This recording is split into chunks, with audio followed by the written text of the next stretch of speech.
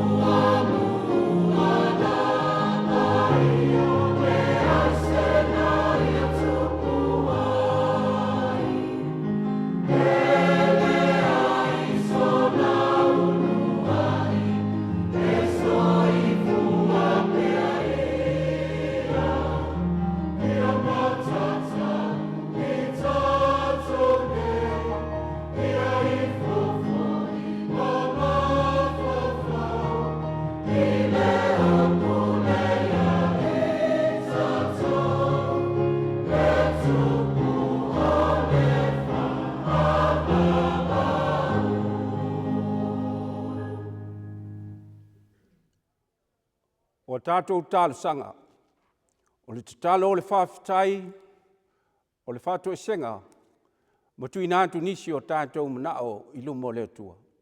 Si o tātou wifo ma tatalo. Le atua silisili e se, wala whai manuia mai lo watu nuu malau e kale sia o ao I le nei tai ao lo sapati. E uila foi ina ele o asa le nei tai ao Male malei fua mai le malanga al maliu male oti. Ai mātou te le whāno noa a wā o lou lava lea whina ngalo. Mō le tangata whātua tua malana savalinga I le nei o langa. Whawhitai ono le nei atu nuu ua e saunia e whai mō mātou tofi. Ai meise lava i lo mātou tutupu ae ma whaafai ina lo mātou wola vai. I le tala lelei o le whaolatanga na e saunia mo le tangata soifua.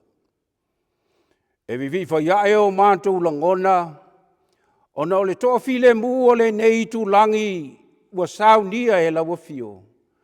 E whai mao mātou whaasino manga.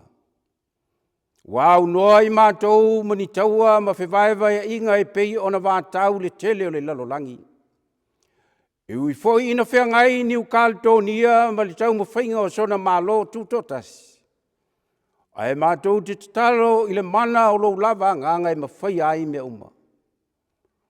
Whaawitai ila o fio ona o tai o lo mātou malo ma lo lātou sao o tā ua e a tina e ai lo watunu. Ai le ngata i lea, o tai o e kalesia gerisiano uma i to tonu o Samoa i o lātou whaiva whalea nganga. Le tua lo mātou te mā, whaawitai tele ona o awa fionga pa ia o mātou mawai pēr upo le ola. E teite ina ai i mātou i le pōngi sā o whainga le ti apolo. Whaawitai lo lava nganga pa ia o lo mātou teite i tama. Na te whesoasoani e whaasino ma la vea i mātou mai le tele o whaososonga. Lo nganga i whaamāwhana pe alutia i mātou le malanga le maliu ma le oti. Ma e pe le ma e mawhutanga i le ola nei. Ai sisi lava i le nganga whaawitai ta mā. Ona o le taulanga o saunia e lau fio e ala i lo walo pele e totasi o Iesu Keriso. Ua maliu matoe soifua manu malo. Ina i o mātou maua le whaolatanga e whaavavau. Tu mau i lau fio le vi inga o le whaamanu ma le whaanetanga. Nei māsa uma e whaavavau. Le atu wae o le alofa e whaavavau. Ua mātou o atu lava ma le loto whaamaua lalo ua tumu i le māsiasi. Ona o lo mātou wola anga sala ma le to ilalo pea i le leanga. O lau fio lava o le tamā e tele ngese lau to sa, ai tele pea lau alofa. Whaapale alofa mai i le ifonga lau atunu umalau e kalesia i le neitai au. Mātou te tautino wa anga sala taitai o lau malo. Whaapea taitai o e kalesia kirisiana uma o Samoa. Tele teimi wa le ami o tonu ai a mātou whai ngā whiriwhilinga ma whai unga whai. O taitai o nuu maa inga wa tau ma mau lava ma lau fio. Mātou te whaasifo ma watu iolu ma i le nei tai au. Se i liu walo mai au fufonga alofa. Ma la vea i mātou ona o lea i tui i lau fio. Sausawina o ile toto pa ia o Iesu Keriso o lo mātou wali i whaola.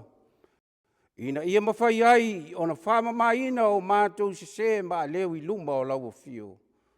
Ina ua whaia leo se loto salamo i to tonu ia i mātou. Le tua alofa muti vale.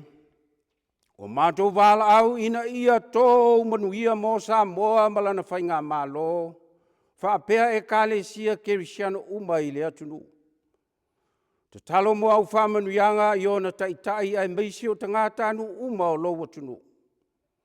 O mātou vala au ina ia taite ina pea me uma i le ami o tonu o laua fio.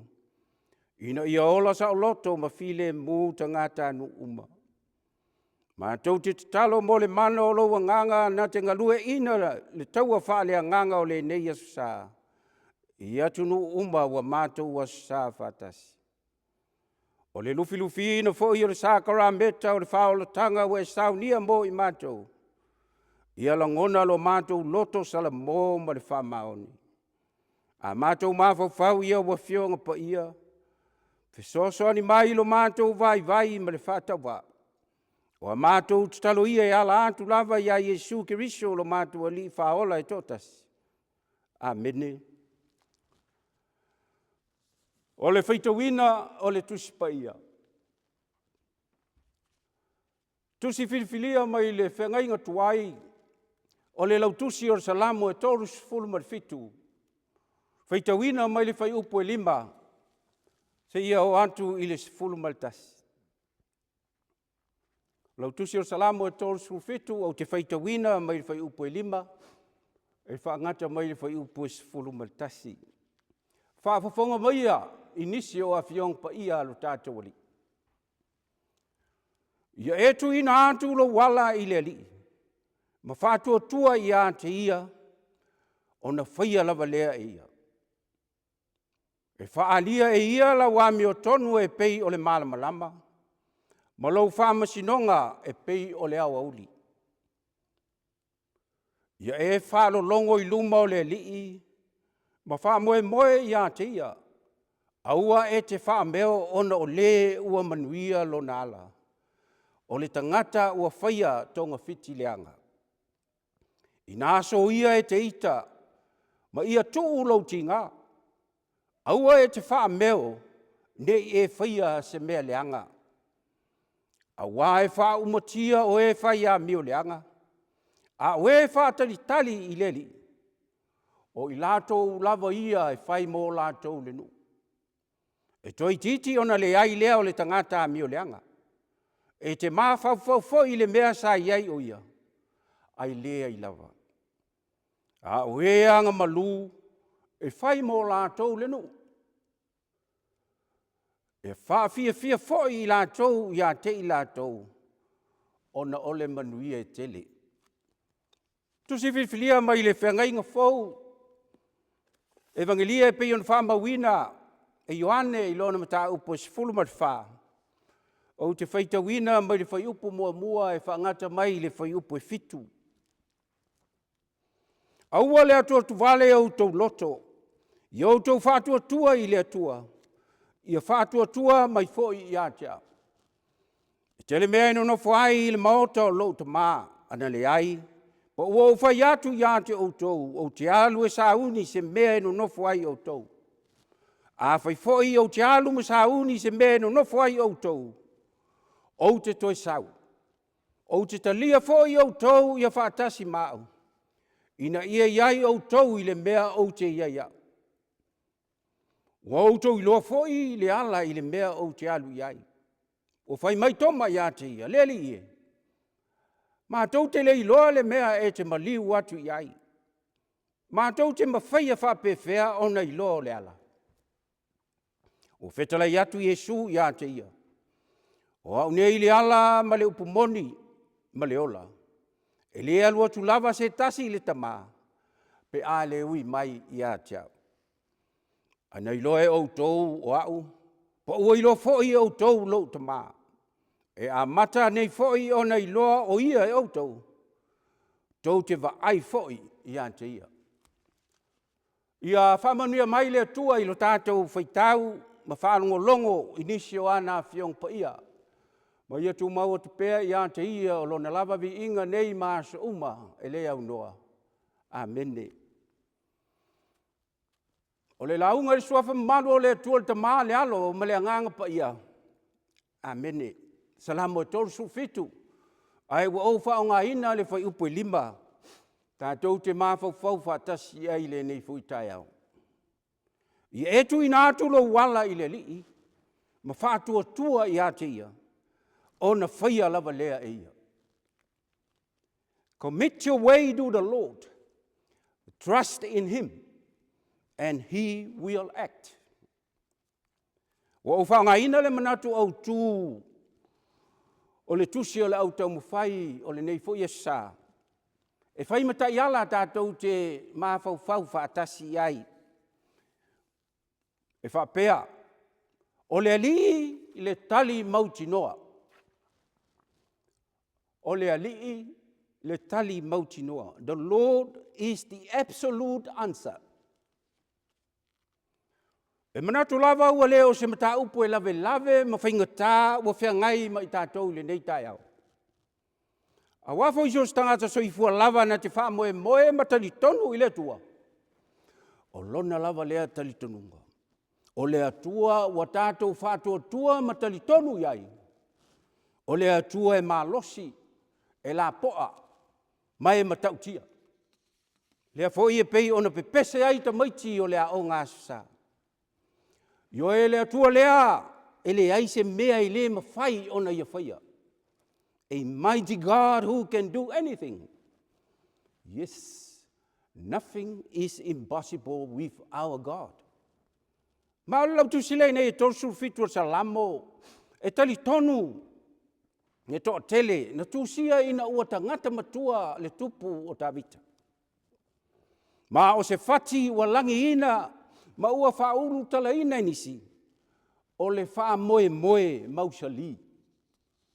A steadfast trust. A fa solo pea le faitau i le ngangana le tustala. E mawhai ona mai tawina ai o lo iai se manatu o le fatupese. O tangata mi o le anga e ui lava ina ali mai o ni tangata e manuia. Ai ua mauti noa lava lo lato i unga. Ua mauti noa lo lato i unga o le whaasalanga. Ma o se ata manino e avatu ai le wha moe mo tangata whaatua. Ina ia tu mau pea lo lato ono sai ma le ami o tonu. E ala lea i lo lato tali tonu ili atua soifua. O se lau tusi wa umaia le malosi tangata o le atua ina ia aua ma le wha vai. Ai ia mausa li le wha lango ili le atua. Awa wana o le nganga o le atua e mauai le mauti noa. Manatu lava o le mamanu ina o le pesele nei wa whaari manino ai le manuia o tangata. Ua lato utali tonu ma wha lango ili le atua. Ai leo lo lato lava malosi ma le atamai. Leo wa tau tinu o le fatupese e Peru. Ina so ia e te ita ma ia tuu louti ngā. Aisia. A wai wha umatia o e wha ia mi o leanga. A o e wha tali i le li. O i lātou lava ia e whai mō lātou tofi le nu. Whai mai le fatupese to i titi ona le ai lea o le tangata mi o leanga. E te mā fau i a te ia. Ai ua lea i lava o ia. Ioe, e whaia e lea li i le taui mo e a mi o leanga. Ma e sa wā i ona tangata pa ia. A wā o lea li i le tali mautinoa. O ia lava o lo tātou la fitanga ma le marua papa ma i tō tū ngā o leo langa. Ua nā o ia fo i le tali mautinoa o tātou whawhitauri. Whamoe mawarunga fo i leo le whetalai ngā le li i a tomba. Malana tali whaavasi na tali ai i a Yesu. Le li i e, mātou te iloa. Mātou te le iloa le mea e te maliu atu i ai. Mātou te mawhaia whapewhea o na iloa le ala. Whetalai Yesu. O nei o le ala. Ma le upu moni. Ma le ola. E le aru atu lava se tasi i le tamā. Pe a le ui atu i a te ia. Ma o se tōtu ngā o loo whengai pēa mai tātou i o tātou fo i vai tau mo tātou teimi. O le alea. O lo tātou whewha i tā waso lea i au noa ma le ilo le ala i le tali mauti noa. Io e wana o na tātou ala langa o Yesu o le ola. Ai tātou te le malama o ia o le ala ma le upu moni. O le ali le talisao i le ano ai o whaafita uli o lo tātou whengai. Sa moa ma lau whaafonga tāpuai, mai so se tafa o le lalolangi le nei fui tai au. Le tāpuai ngā le whakasai sa mo nei mātunu e mamao. Manatu o se whiau whaamawhana fo i lea mo tātou uma. Io ele nā ma le laina le mau whaafita uli. Ua whea ngai mai tātou i le nei vai tau. Ma ua le fuatasi i se atu nuu po se whainga malo. Ai ua whapena fo i e kale sia kerisiano ma ona taitai. Ua anga tele mai le fili ma ana au. E wha alua whesasi lau wha masinonga tonu. Ai meise o wha ai unga mi o tonu e whaia. Ai meise lawa le whaia o le fina ngalo tonu o le li i le tua. A wā se manuia solo i luma o tangata nuu o lau malo. Ma o le tua lalo o le tala le lei le nei tu lata e ao le sapati. Ia tātou fesili ma te talo whātau anau i le mana o le anganga o le atua. A wā o ia o le tali mauti noa i le tele o tātou whawhita auti. Whamanatu mai fo i le perfeta o Sakaria e pei o le fionga le li i a seru papelu. E le o le malosi, e le o le fita fita. Ai o lona nganga. Samoa, wana o le mana o le nganga pa ia o le tua. Pau leo le malosi e le petia le ano noa i o toa. Ua lamati ai lo tau soifua malo mato wola. O le li ile tua i lona alofa tunu o tele. Wana le tau fi ai lona alo pele to tasi. Ina ia le whano se tasi e whatua tua i ate ia. A ia maua ia le ola e whavavau. Iesu Keriso wana o ia o le tali e maua ai i tātou uma whaamanuianga i le ola atali. O le alii le tali mautinoa. Ma wana o ia o le ala upumoni ma le ola. Tātou te sawa tuai i ona manuia e whavavau. Ia manuia tele tiute ma whaiva alo filima wha le malo. Whale kale sia e maise o tutonu i company o le nei vai aso. I tāpo inga malu mai maota malawa ma tua sina o lea tunu. Ia apo lau taloina e a au anga le lei o le li lo tātou atua. Sa moa malau wha fonga anga i le nei tai ao. Ia e tu ina atu lo wala i le li. Ma whātua tua i ate ia. Ona whaia lava lea e ia. Ioe, a wā o le li le talisao i o tātou mawhatianga uma. Ai maise o toa o leo langa o loo a whaina ai i tātou. Ona o le swafa malu o Iesu Keriso o lo tātou li i whaola e tōtasi. Amene. Le a tātou pese atu o le pese fitu se fulu mar fitu. O le vi inga o le atua e fitu se fulu mar fitu tātou te pese ai.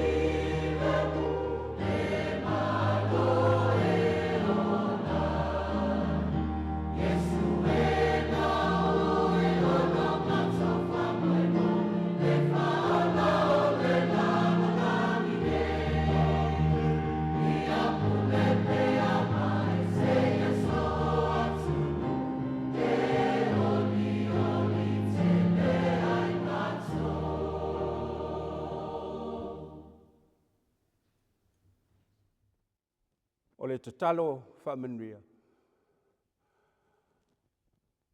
E tumo mai o mātou lunga, malunga o Samoa, malawa e meise o lau whana umai le lalolangi a toa, le manuia ma le file mua lau o fio le tua le tama. Le alofa sili eso i ese keriso le li i ma le whaola e totas. I le male mafutanga whai pēa maro lava nganga pa ia nei, māsuk malawa i le au noa. Amen.